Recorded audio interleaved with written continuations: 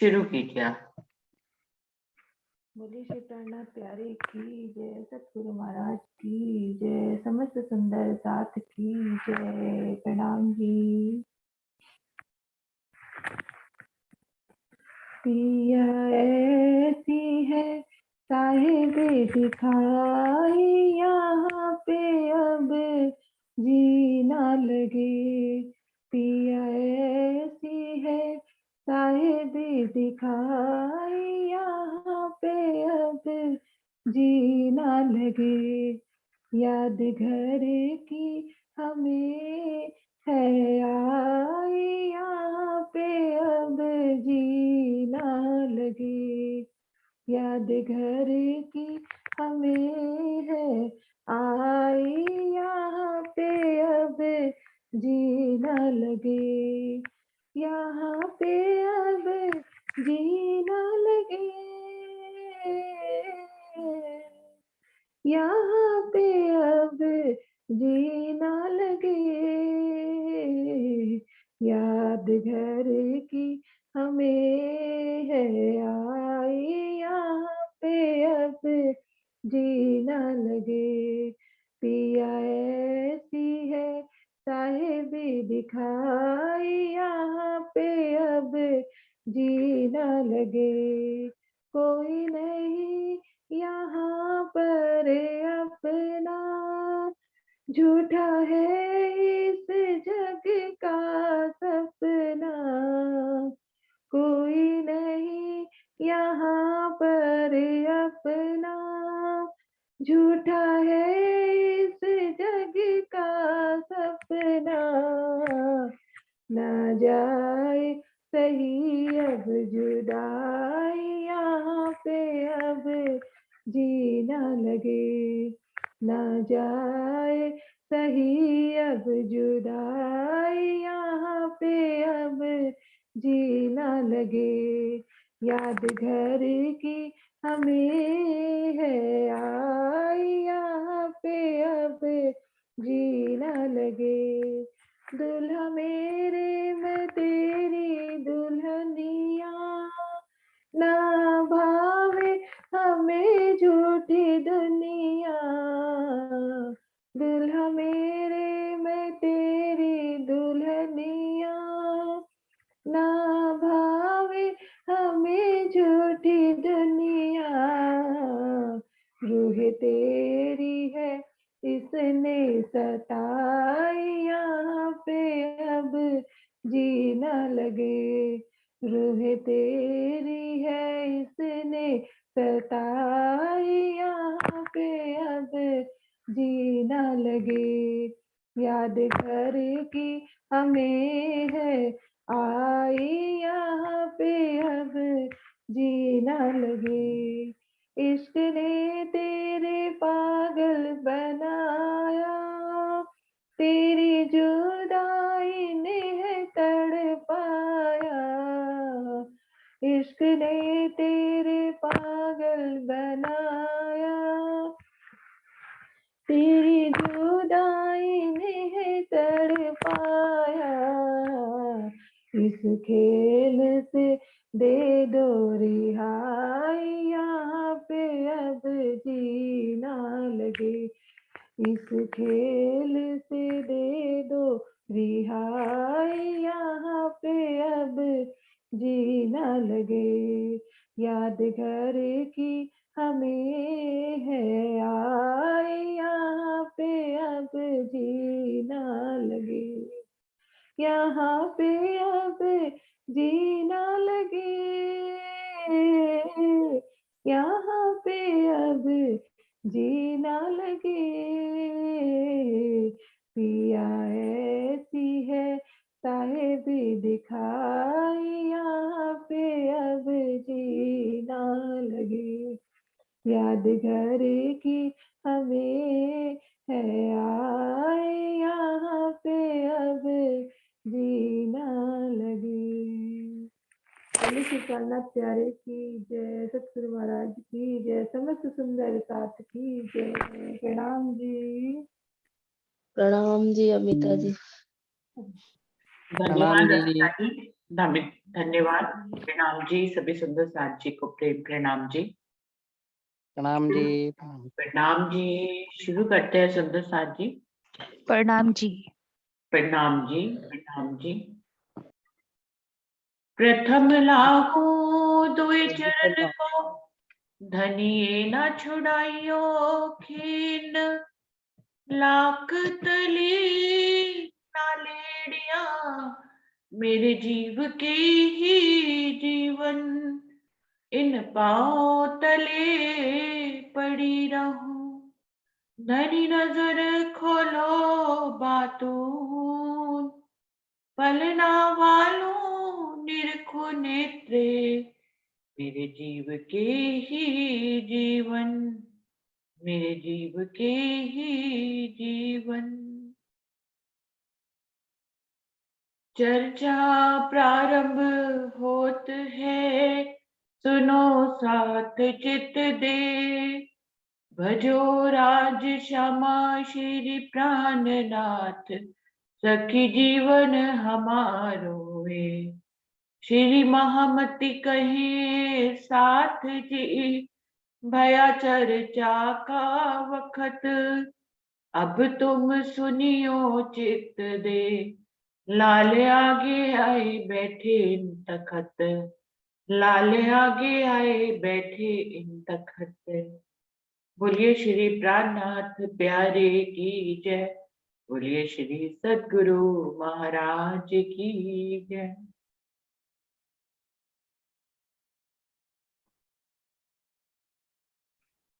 ये बीतक साहब वाणी का 18वां प्रकरण चल रहा है, और जिसकी 35 चौपाई हो गई थी। अभी 36वीं चौपाई पे आगे बढ़ते हैं सुंदर साथ जी। प्रसंग चल रहा है कि कांजी भाई ने शिरजी साहिब जी को हरजी व्यास जी से मिलवा दिया है। जूनागढ़ में आए हुए हैं यहाँ पर शिरजी साहिब जी गांव बसाने के लिए, जहाँ पे कांजी भाई उनसे तारतम लेकर उनके चरणों में आते हैं और वहां पे हरजी व्यास जी से उनकी मुलाकात करा देते हैं। क्योंकि हरजी व्यास जी को ये घमंड है कि उन्होंने इस ब्रह्मांड में जिसको ना कही उसको कोई हाँ नहीं कह पाया, और जिसको उन्होंने हाँ कही उसको कोई ना नहीं कह पाया। भागवत के चर्चा करते हैं वो, और इस तरह का अभिमान उनके हृदय में है। अब कांजी भाई जो है सेवा करके उनकी और उनको स्वस्थ कर देते हैं और शिरडी साहिब जी से मुलाकात करा देते हैं। तब कानजी ने शिरजी सो कराए दिया मिलाप, मिलते ही सुख उपजा करने चर्चा लगे आप। कांजी भाई शिरजी साहिब जी से हरजी व्यास जी का मिलाप करा देते हैं। दोनों ही बड़े आनंदित होते हैं और चर्चा शुरू हो जाती है। पूछी खबर इन उनको, कहाँ बस तुम साथ। कया हम तो है परदेस के, सुनिया तुम्हारा मता आगता।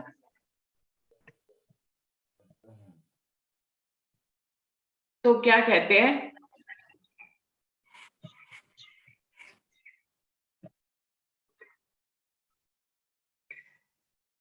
पूछी खबर इन उनको, कहाँ बसो तुम साध। कया हम तो है परदेस के, सुनिया तुम्हारा मता आगान। हरजी व्यास जी शिरजी साहिब जी से पूछते हैं कि आप कहाँ के रहने वाले हैं, कहाँ से आप आए हैं। शिरजी साहिब जी उत्तर देते हैं कि अरे हम तो परदेश के रहने वाले हैं, और सुना है कि आप बहुत ही गहरी चर्चा करते हैं और आपका मत बहुत गहरा है, इसलिए आपसे चर्चा सुनने के लिए आए हैं। भले साध तुम आए, मैं चर्चा सुनाऊं तुमको, कि जो चर्चा कहो सो कहूं, सो करो तुम, तुम्हें राजी करो तिनसो। हरजी व्यास जी कहते हैं कि तुम बहुत भला हुआ कि तुम मुझसे चर्चा सुनने के लिए आ गए, मैं तुमको चर्चा सुनाता हूँ। जैसी चर्चा आपको वैसी चर्चा सुना सकता हूँ, जिससे कि आपको संतुष्टि हो, आप राजी हो जाएं। आप बताइए कि कैसे चर्चा करें, कौन सी किस कहां से चर्चा शुरू करें। ठौर दई उतरने अपने बीच बाग में, अब होने लगी चर्चा भागवत के वचनों से। अपने ही बाग में हरजी व्यास जी बहुत ही अमीर भी थे, उनके बाग में जगह थी जहां पर वो शिरजी साहिब जी और कानजी भाई को रहने के लिए जगह दे देते हैं। अब होने लगी चर्चा भागवत के वचनों से, और भागवत के वचनों से चर्चा शुरू हो जाती है। सुनत मास दो हुए, दो राजी भय मगन, एक दिन ठौर नारायण की ताके कहे वचन।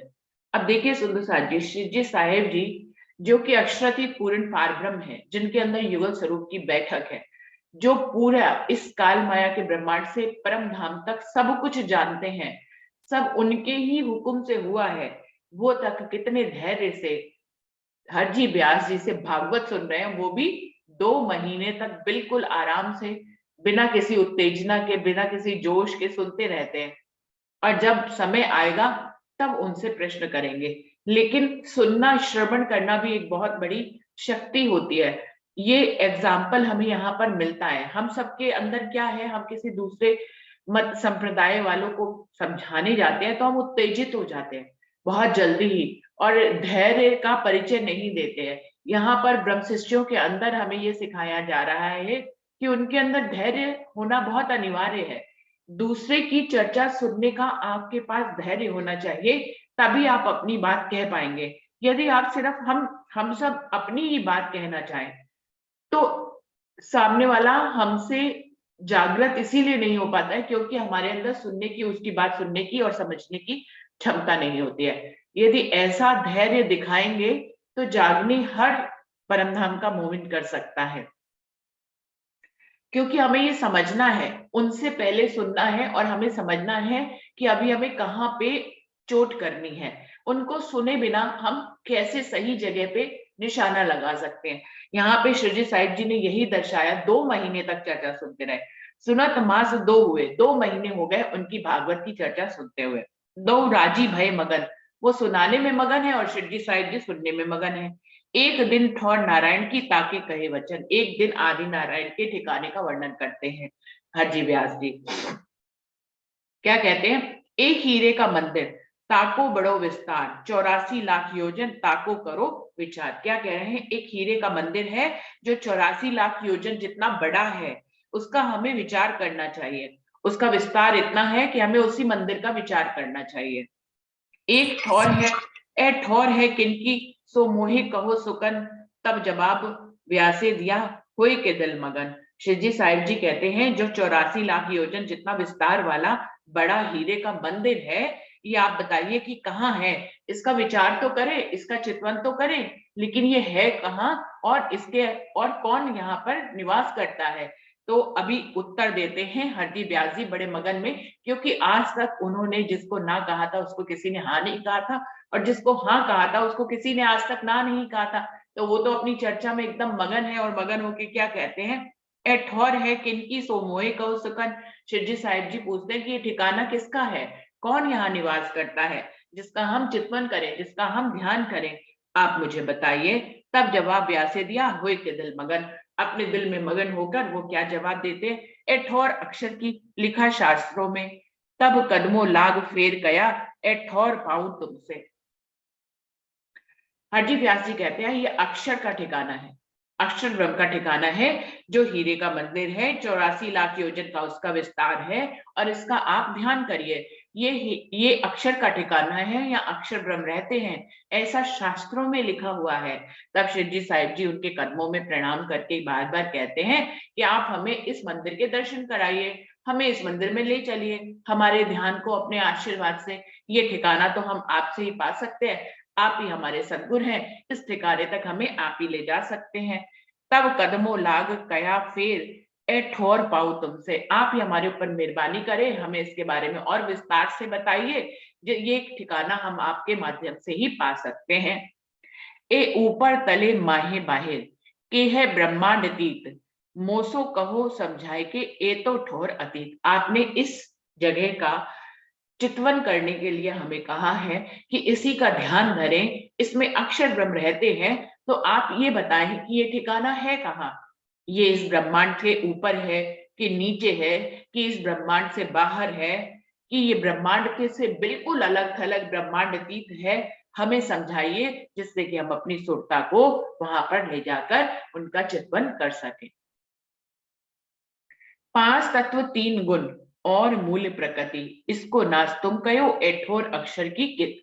आपने ये जो हीरे का मंदिर बताया है 84 लाख योजन का, जिसमें अक्षर ब्रह्म निवास करते हैं, ये इस ब्रह्मांड के ऊपर नीचे है, ये ब्रह्मांड से अलग है, हमें समझाइए कि ये 5 तत्व 3 गुण और मूल प्रकृति का तो आपने कहा है कि महाप्रलय में नाश हो जाता है। अब इसका नाश तुम कहो, ए ठोर अक्षर की कित। अब ये अक्षर का जो ठिकाना है ये किस तत्व से बना हुआ है, कौन सी जगह पे है जहां पर हम अपनी सुरता को ले जाएं। ये महाप्रलय में रहता है या महाप्रलय में नष्ट हो जाता है। बिल्कुल वैसा ही क्वेश्चन किया है यहाँ पे शिवजी साहिब जी ने, जैसा अपनी बाल्य अवस्था में उन्होंने श्याम जी भट्ट से किया था, जिनसे श्याम जी के मंदिर में धनी देवचंद जी ने 40 वर्ष तक बीतक सुनी थी। उनसे भी इसी तरह का प्रश्न किया था और वो इसका जवाब नहीं दे पाए थे, क्योंकि जो ये लोग अपने शास्त्रों के हिसाब से अगर अक्षर ब्रह्म या आदि नारायण का कुछ बताते भी हैं तो ये नहीं बता पाते हैं कि वो 5 तत्व 3 गुण मूल प्रकृति से परे है तो कहाँ है, ये नहीं बता पाते हैं। तो यहाँ पर यही पूछ रहे हैं कि 5 तत्व 3 गुण और मूल प्रकृति, इनको नाश तुम कहो, इन सबका तो महाप्रलय में नाश हो जाता है। तो ये ठोर अक्षर की कितनी, अक्षर की जो ठिकाना है ये कहाँ है, इसमें ही इसका ही हमें ध्यान धरना है, इसका ही हमें चितवन करना है। तो बताइए हम अपनी चितवन को कहाँ लेके जाएं।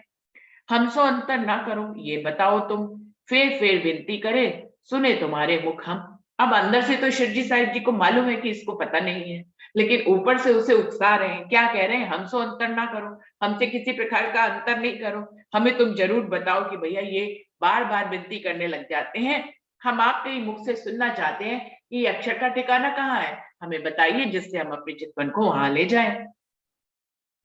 तब जवाब व्यास से दिया, ये ठौर आदि नारायण क्षीर सागर में रहते हैं, लिखी शास्त्रों में पहचान। तब फिर वो फिर से अपने शास्त्र पढ़ते हैं उनके प्रश्न का उत्तर देने के लिए, तो फिर अपनी बात को बदल लेते हैं।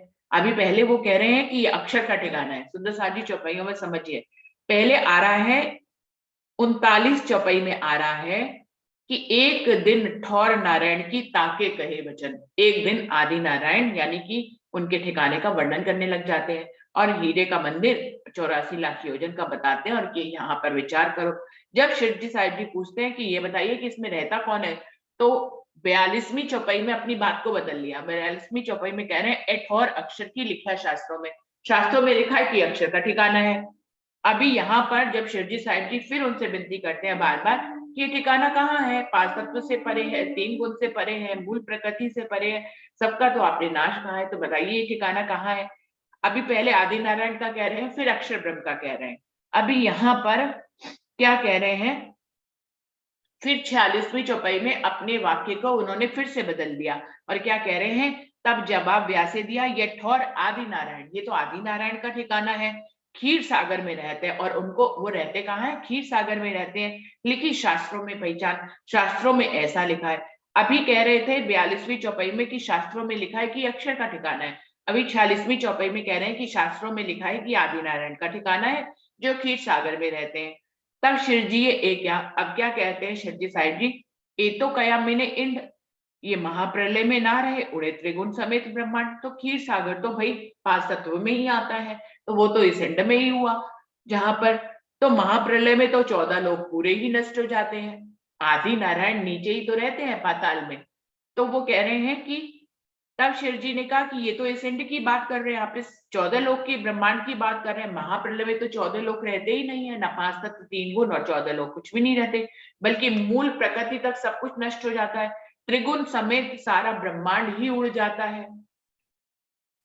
फिर अब हरजी व्यास जी सोचने लग जाते हैं कि बात तो ये सही कह रहा है, कभी तो लिखा है कि अक्षर का ठिकाना है, कहीं लिखा है आदि नारायण का ठिकाना है, और कभी लिखा है क्षीर सागर है, कभी लिखा है 84 लाख योजन का एक हीरे का मंदिर है और इसका हमें ध्यान करना चाहिए जो कि अखंड है, ये भी लिखा है। तो समझ नहीं पा रहे हैं, कंफ्यूज हो जा रहे हैं। फिर विनती करे हमसो ना करो अंतर, हमें तुम बिना कौन समझावे दिखावे पटंतर। शिवजी साहिब जी को और काजी भाई को अंदर से मालूम है कि इनको कुछ भी नहीं पता है, ये तो फंस गए हैं, लेकिन ऊपर से क्या कह रहे हैं बन बन के कि फिर विनती करे हमसो ना करो, हमसे कोई भी अंतर मत करिए, हमें बता दीजिए, हमें तुम बिना कौन समझावे दिखावे पटंतर, भैया हमें बताइए ये ठिकाना कहाँ है, आप हमारे से कोई भी अंतर मत करिए, कोई बात छुपाइए नहीं, हम आपके चरणों में बार बार विनती करते हैं कि हमें इस ठिकाने के बारे में बताइए। तब व्यासे झुक के गया, मोहे कहे तो तुम क्या, शास्त्रों में ऐसा लिखा सो क्या उत्तर देऊ इनका। तब हरजी व्यास जी यहाँ पर शिवजी साहिब जी के सामने झुक जाते हैं। अभी भी उनको ये नहीं पहचाना कि ये कहाँ से आए हैं, अभी खाली अपने लिए झुक रहे हैं अभी शिवजी इस बात की हार मान रहे हैं, अभी भी शिवजी साहिब जी के स्वरूप की पहचान नहीं हुई है, अभी सिर्फ स्वयं के अहंकार से झुक रहे हैं और स्वीकार कर रहे हैं कि तब व्यास से झुक के क्या मोहे कहे तुम मुझसे क्या पूछ रहे हो भैया बार बार, शास्त्रों में ऐसा लिखा तो क्या उत्तर दे उनका, शास्त्रों में लिखा ही ऐसा है कि वो क्षीर सागर में आदि नारायण रहते हैं, हम तुम्हें क्या उत्तर दे।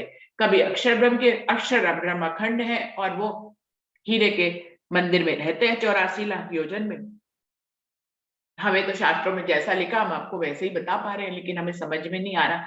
अब सुंदर साथ जी बात समझने की है कि हरजी व्यास जी कितने सालों से पूरी दुनिया को भागवत सुना रहे थे, लेकिन किसी के भी हृदय में इस तरह का प्रश्न नहीं आया है। लेकिन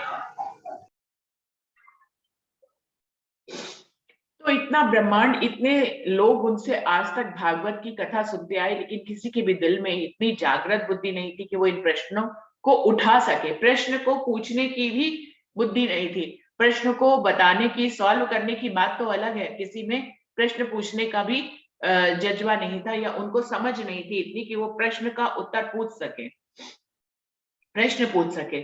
शिव जी साहिब जी जो कि जिनके अंदर युगल स्वरूप की बैठे हैं, स्वयं अक्षरतीत पूर्ण पारब्रह्म है, अब उन्होंने ये प्रश्न उठाया है, तब हरजी व्यास जी की बुद्धि वहां तक गई है कि ऐसा वो सुनाते रहे, आज तक इतने लोगों को सुनाते रहे, लेकिन खुद उन्होंने भी कभी विचार नहीं किया कि इसी जगह के बारे में कभी अक्षर ब्रह्म लिखा है, कभी आदि नारायण लिखा है, तो इस कंफ्यूजन को उन्होंने भी कभी नहीं देखा।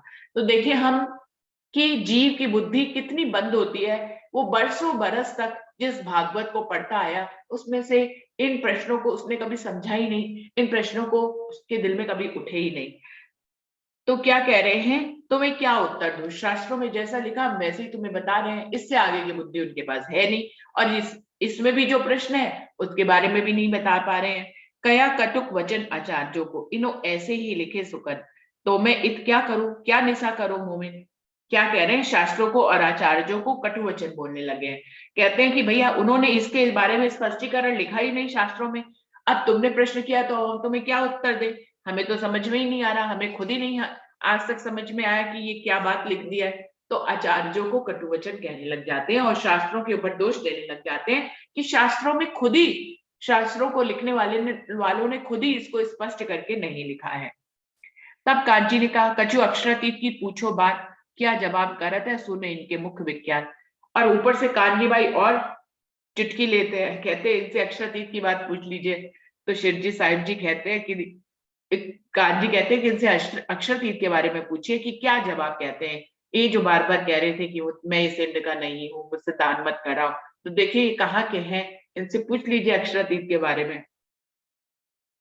आया जोश शिव जी को, दिया धक्का कर हाथ, क्या इनको पूछें क्या है इनमो थका शर के साथ। शिव जी साहिब जी को एकदम से जोश आ जाता है और वो जो है कांजी भाई को कहते हैं कि क्या इनसे पूछें, इनमें क्या है, ये तो शर में ही थके हुए हैं, इनको तो अक्षर का भी पता नहीं, तुम कह रहे हो कि इनसे अक्षरातीत की बात पूछे, इनको तो शर की भी पूरी बात नहीं पता है कि कहाँ आदि नारायण है, कहाँ अक्षर ब्रह्म है, इनको कुछ भी नहीं पता है, ये तो थका शर में, शुद्ध नहीं अक्षर, अक्षरातीत की तिनको एक क्या देवे उत्तर।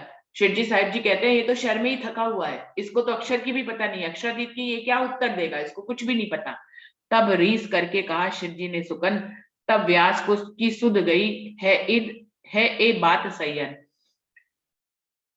तब शिवजी साहिब जी ने उनको जब ऐसे वचन कहे, तब व्यास की जो है शुद्धि बुद्धि चली जाती है, बुद्धि जो है उनको लगता है कि ये बात परम धाम के मोह नहीं कह सकते, ये इतनी बड़ी बात कैसे, ये तो अक्षरातीत तक की बात कर रहे हैं, और कौन अक्षरातीत है, कहाँ रहते हैं।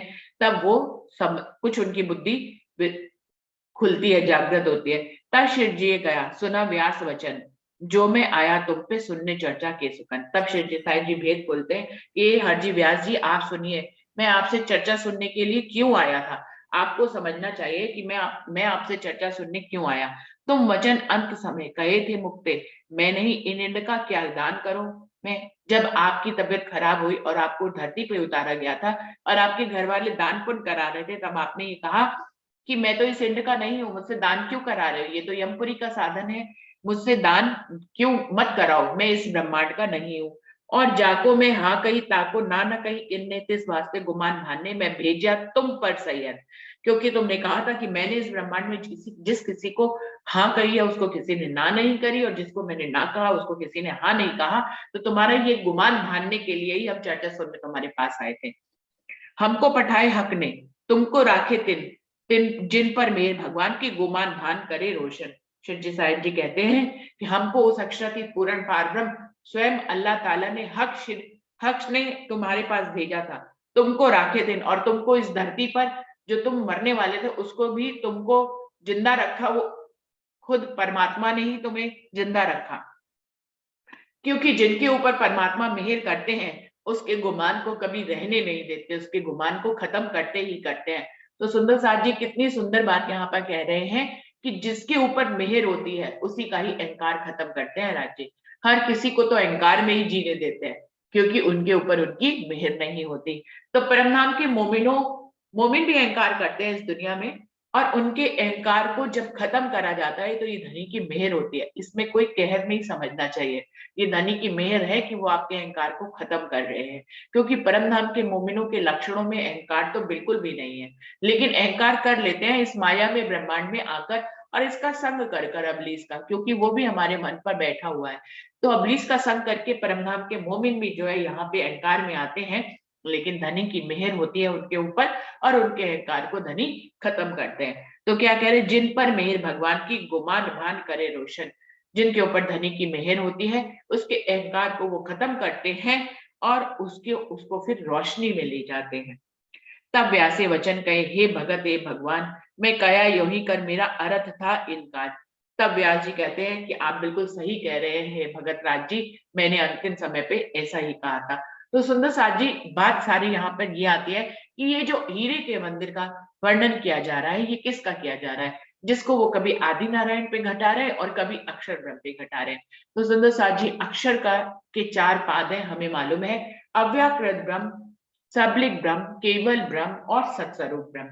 इन्हीं को ही उनके मन, चित्त, बुद्धि और अहंकार कहते हैं। अव्याकृत उनका मन का स्वरूप है, सबलिक ब्रह्म उनके चित्त का स्वरूप है, केवल ब्रह्म उनके बुद्धि का स्वरूप है और सत्स्वरूप ब्रह्म उनके अहंकार का स्वरूप है। यही 4 पाद हर मनुष्य के अंदर होते हैं। अब अक्षर ब्रह्म अपने मन के माध्यम से इस ब्रह्मांड को बनाते हैं। इस बात को पहले भी कई बार बता चुके हैं, इस ब्रह्मांड की उत्पत्ति कैसे होती है। तो प्रणव ब्रह्म और सुमंगला पुरुष जो है वो अक्षर के मन के, सुमंगला पुरुष जो है वो अव्याकृत जो अक्षर के मन का स्वरूप है, अव्याकृत ब्रह्म जो कि अक्षर के मन का स्वरूप है, उसके भी आगे 4 खंड होते हैं, स्थूल, सूक्ष्म, कारण और महाकारण। सुंदर साथ जी स्थूल, सूक्ष्म, कारण और महाकारण अव्याकृत के भी हैं, सबलिक के भी है, केवल के भी है और सत्स्वरूप के भी है। तो अव्याकृत के महाकारण में सुमंगला पुरुष रहते हैं जो अक्षर के मन का स्वरूप है, जो कि हीरे के जो जहां रहते हैं वो हीरे का बहुत बड़ा जो मंदिर है जो जिसका वर्णन किया गया है यहाँ पर सुमंगला पुरुष का। सुमंगला पुरुष का आगे सूक्ष्म स्वरूप जो सूक्ष्म उनका जो भाव होता है वो होता है प्रणव ब्रह्म और रोधिनी शक्ति। रोधिनी शक्ति किसको कहते हैं, ये अव्याकृत में रोधिनी शक्ति रहती है और प्रणव ब्रह्म रहते हैं। ये जो अव्याकृत के महाकारण में सुमंगला पुरुष है जो कि हीरे के मंदिर में रहते हैं, जो अक्षर के मन के स्वरूप है, उनके ही आगे स्वरूप जो है वो है प्रणव ब्रह्म और रोधिनी शक्ति। प्रणव ब्रह्म उनका नाम ही इसलिए रखा है क्योंकि वो आगे ब्रह्मांड उन्हीं के माध्यम से बनता है। वो अपने आप को जब स्वप्निक स्वरूप में देखते हैं, आदि नारायण के रूप में, अंडे के रूप में जो आदि नारायण रहते हैं, जो इस मोह सागर में तैर रहे होते हैं, जो बाद में कहते हैं कि जब वो अंडा फूटता है और वो कहते हैं कि अहम एकम बहुश्यामि, मैं अकेला हूं और अनंत हो जाऊं, तब यहां से ही ब्रह्मा विष्णु महेश की उत्पत्ति होती है। और फिर ब्रह्मा विष्णु महेश से जो है सारे ब्रह्मांड की 33 कोटि देवी देवता और सारे ब्रह्मांड की उत्पत्ति हो जाती है। इस प्रकार से इस ब्रह्मांड की उत्पत्ति होती है। और रोधिनी शक्ति किसको कहा गया, रोधिनी शक्ति भी अव्याकृत ब्रह्म में निवास करती है। और ये किसी को भी, इनका नाम भी आप इनके नामों से ही समझे कि इनके कार्य क्या है। प्रणव ब्रह्म यानी कि जिनसे ब्रह्मांड की उत्पत्ति होती है। रोधिनी शक्ति यानी कि अव्याकृत में ये रोधिनी शक्ति रहती है, जो आप यदि अव्याकृत का चित्र देखें, यदि अंडाकार रूप में जो बना हुआ है, रोधिनी शक्ति जो है उनका नाम रोधिनी इसलिए रखा गया है क्योंकि वो इस काल माया के ब्रह्मांड से किसी को भी कितनी भी बड़ी शक्ति हो उसको योग माया के ब्रह्मांड में नहीं जाने देती है।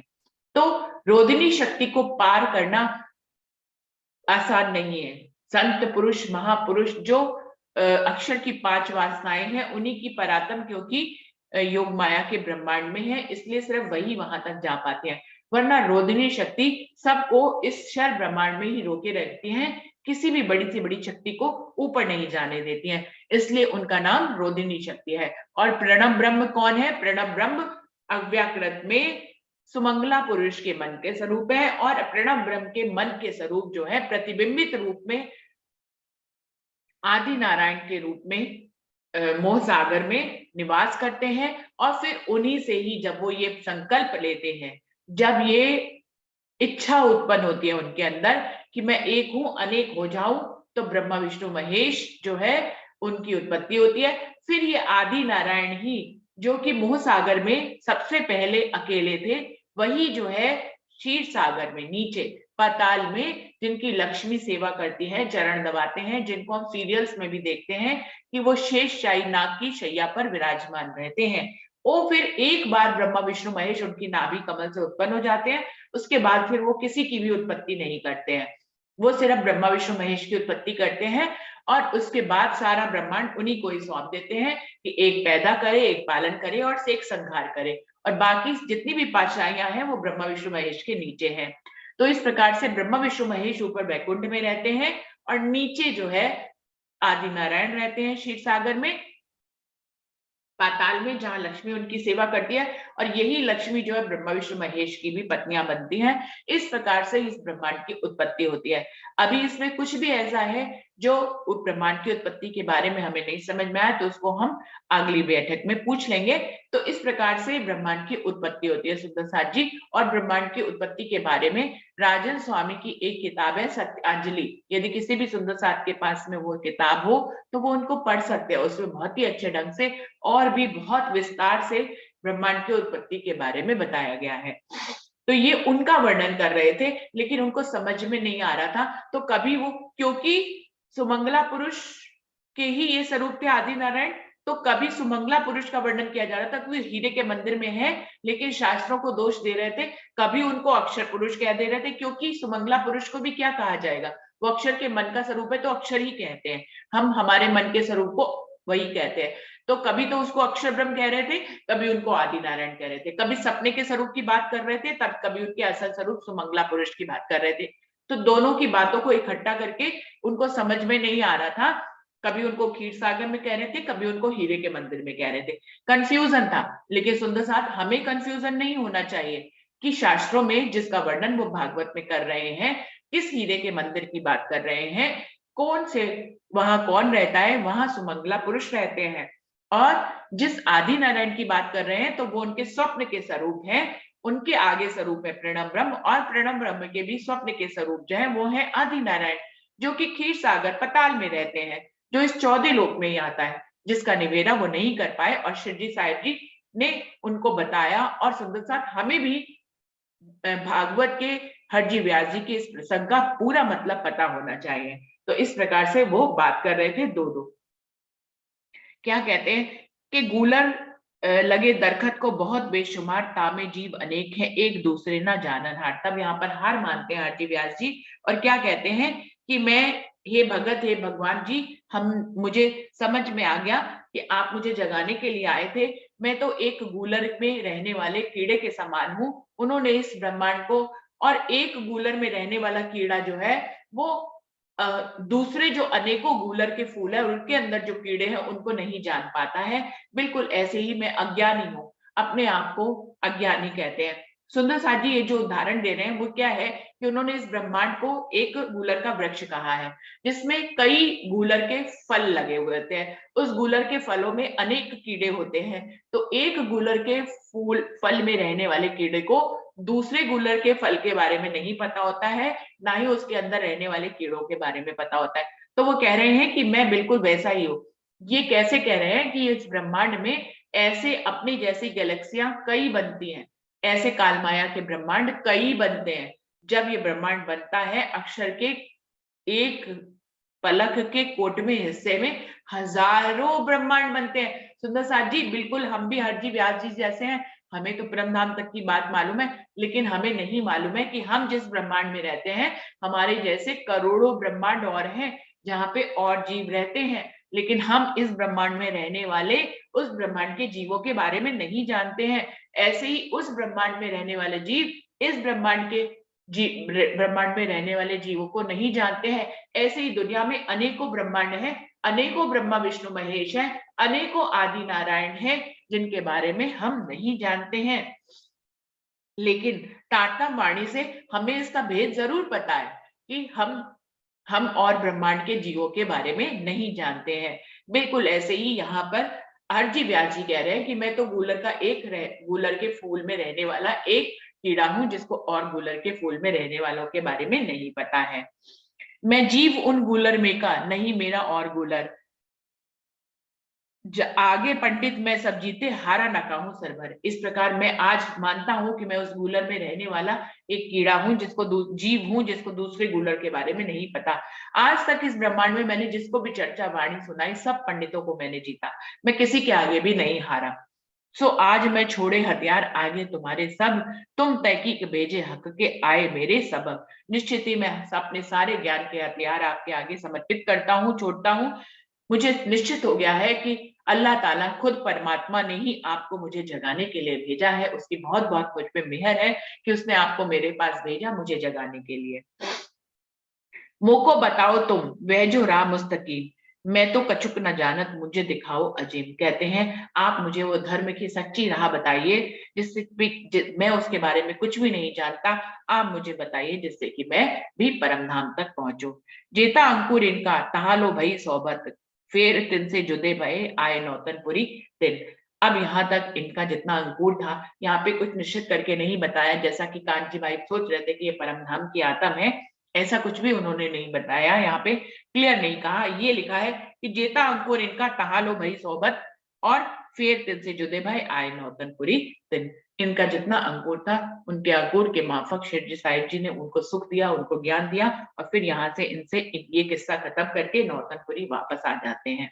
तो सुंदर साहब जी, वैसे तो प्रकरण 70 चौपाई का है, थोड़ी सी रह गई है, लेकिन समय यहाँ पे समाप्त हो रहा है, तो इस चौपाई को यहीं पे ही दोहराते हैं, आगे अगला प्रसंग लेंगे। जेता अंकुर इनका